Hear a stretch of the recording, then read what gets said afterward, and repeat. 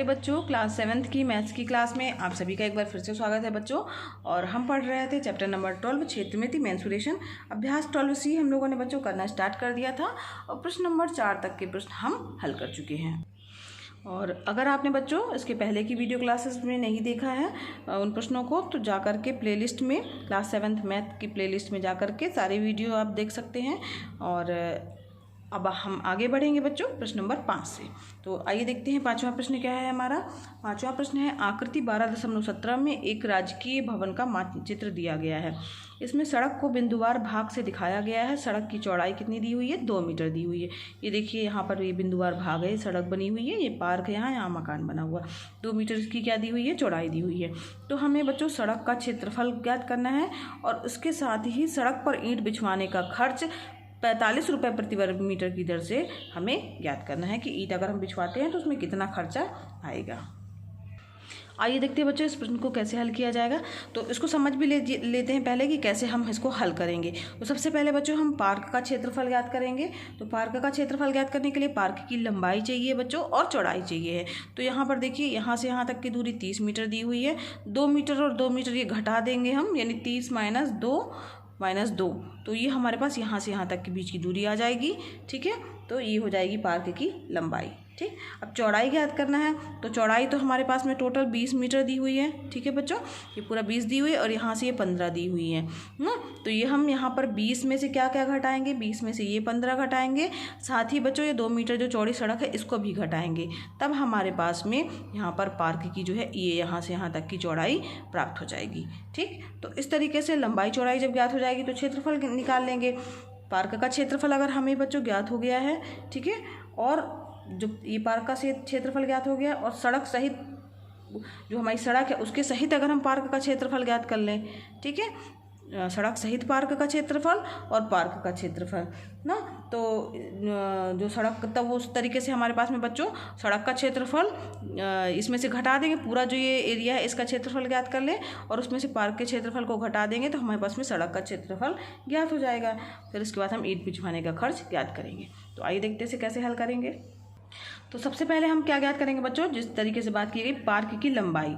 तो पार्क की लंबाई क्या होगी? कुल लंबाई में दोनों तरफ की जो सड़क की लंबाई थी वो हम घटा देंगे। तो 30 मीटर - 2 मीटर + 2 मीटर। समझ में आ रहा है जिस तरीके से अभी बताया गया है। 30 - 4 मीटर यानी कितने मीटर हो गया? 26 मीटर क्या हो गई हमारी पार्क की लंबाई। अब हम क्या ज्ञात करेंगे बच्चों?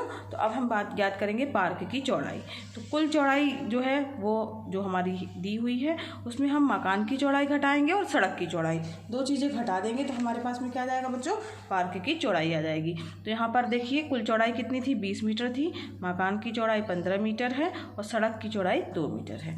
घटा दिया हमने, आगे हमारे पास में 3 मीटर जो कि पार्क की चौड़ाई हो गई।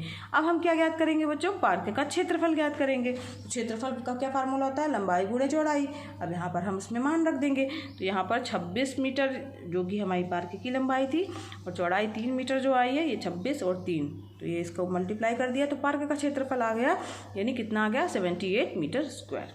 ठीक, अब क्या करेंगे बच्चों? सड़क सहित पार्क का हम क्षेत्रफल ज्ञात करेंगे। सड़क सहित पार्क का क्षेत्रफल बराबर क्या हो जाएगा? लंबाई गुणे चौड़ाई।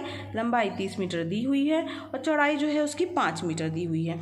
ठीक है, तो जो लंबाई गुणे चौड़ाई करेंगे तो 30 × 5 यानी कितना हो गया हमारे पास में? 150 मीटर स्क्वायर हो गया।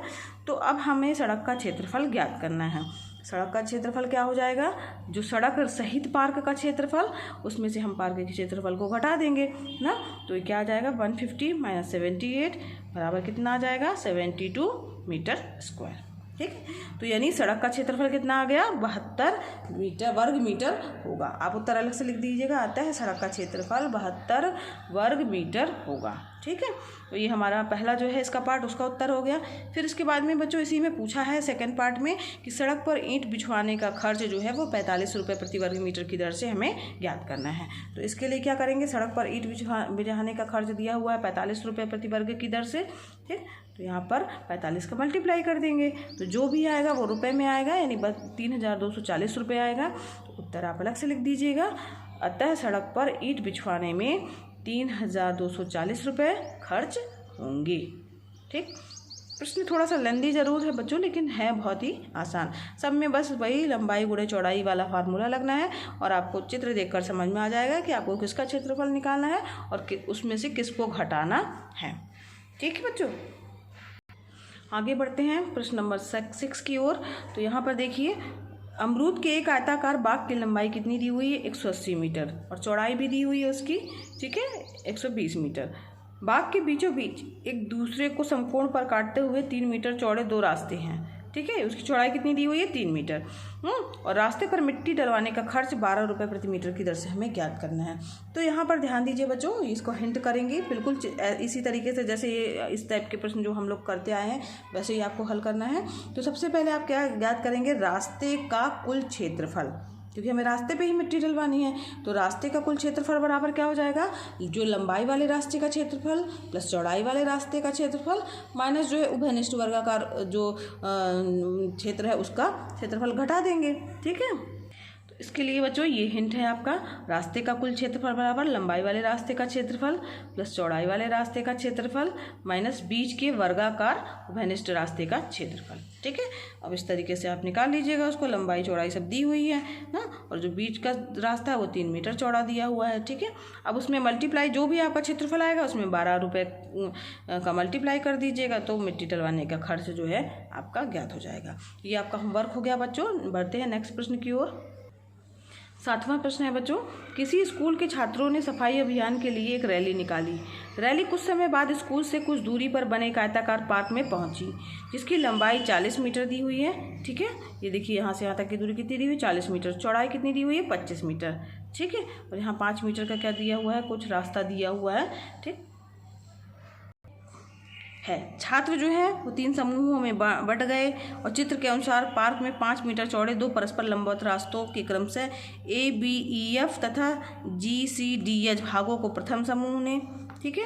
फिर इसके बाद PEHS तथा FQRG भागों को द्वितीय समूह ने और EFGH भाग को तृतीय समूह ने साफ किया।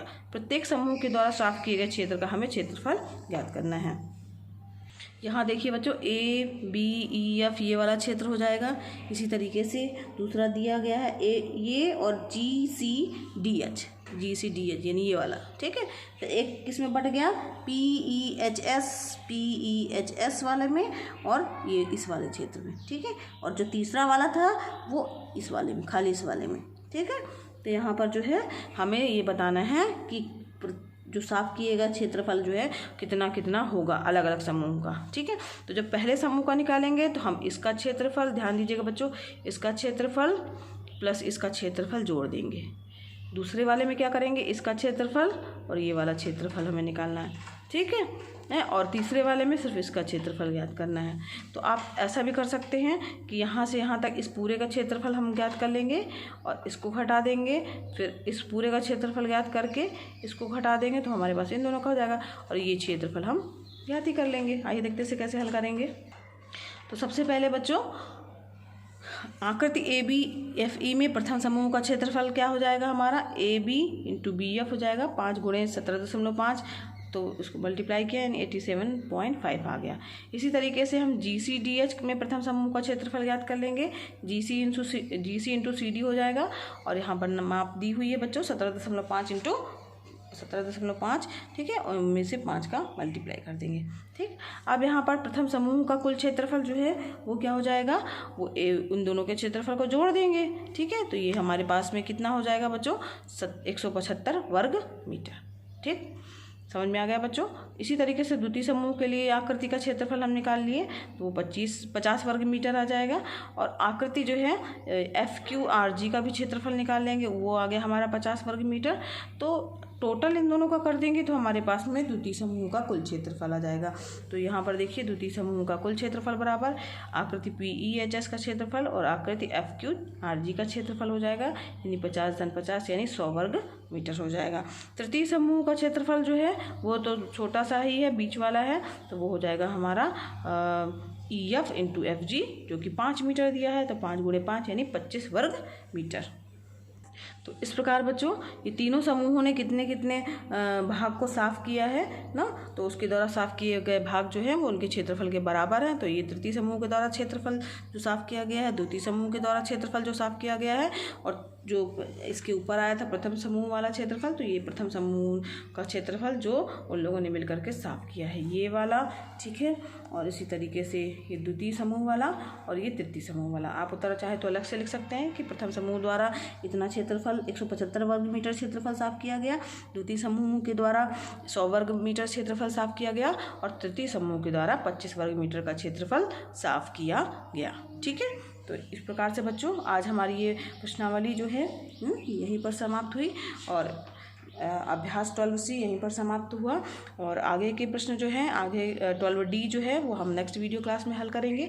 पढ़ाना पसंद आ रहा हो बच्चों तो वीडियो को लाइक कीजिएगा, चैनल पर नए हैं तो चैनल को सब्सक्राइब कीजिए बच्चों।